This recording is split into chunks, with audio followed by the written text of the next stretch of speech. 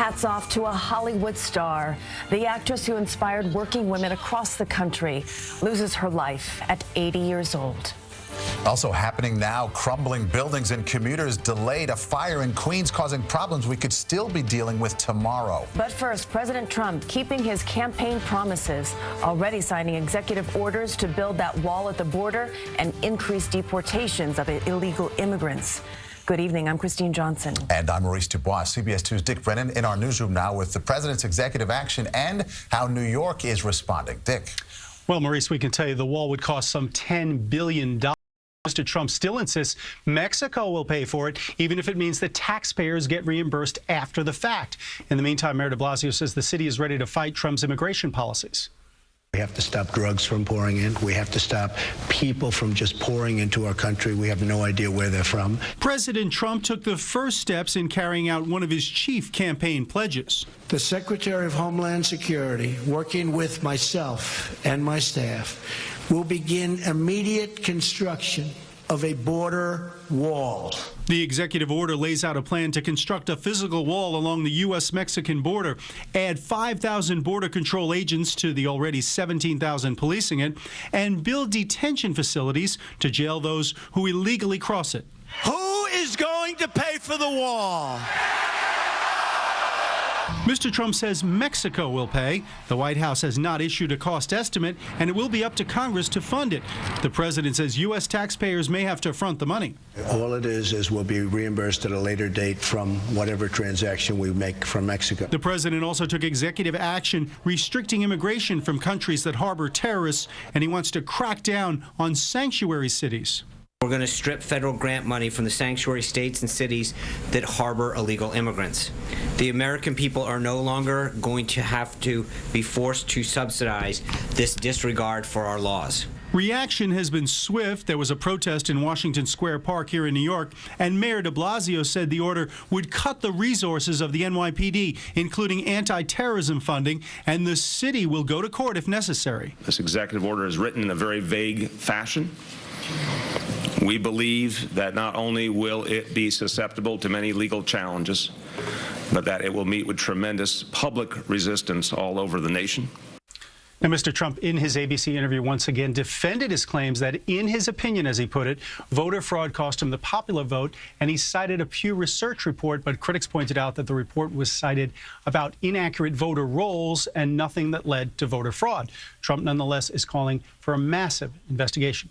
In the newsroom, Dick Brennan, CBS 2 News. Okay, Dick. Also tonight, happening right now, the MTA working to restore service on the subway's number 7 train by morning. There's currently flooding at the end of the line. Water came gushing from above as firefighters were trying to douse a fire on Roosevelt Avenue that spread through several businesses. An awning even collapsing at one point. Right now, there's no subway service between Metz Willets Point and Flushing Main Street. There are also delays on the rest of the 7 line. We are remembering Mary Tyler Moore tonight, and tributes are pouring in across the country.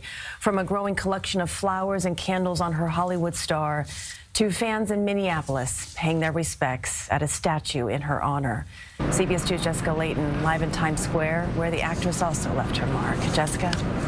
Yeah, Christine, she was also a Tony Award winner, but best known certainly for her starring roles on television. And tonight, fans everywhere are remembering this tremendous talent who lived her life with guts and with grace. This is our associate producer, Mary Richards, Walter Cronkite. With her electrifying smile and classic beauty, Mary Tyler Moore lit up television screens for decades. It was the best fun. You just couldn't wait to get to work in the morning, and you sort of hated to go home in the afternoon. Born in Brooklyn, the young dancer's big break came when she landed the part of one of America's favorite housewives on the Dick Van Dyke Show in the 1960s. You know what? You got spunk. Well, I hate spunk. And her starring spot on her namesake show as a single 30-something journalist in the 1970s inspires women to this. Upon learning of her passing, sadness came over those who, like Mary Tyler Moore, call Greenwich, Connecticut home.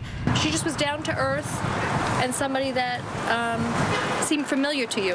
I think she empowered us in a lot of ways. For years, she battled serious health issues, including alcoholism and diabetes. Her role as advocate to raise awareness even took her to Capitol Hill. I have struggled with my disease and confronted its tyranny every day of my life. But it never stopped her from paving the way for so many women with a sense of humor and humanity that was relatable. The Mary Tyler Moore Show and Dick Van Dyke Show both aired on CBS. Chairman and CEO Leslie Moonves released a statement saying in part, CBS has lost one of the very best to ever grace our airwaves, and our industry has lost a true legend and friend. You might just make it after all.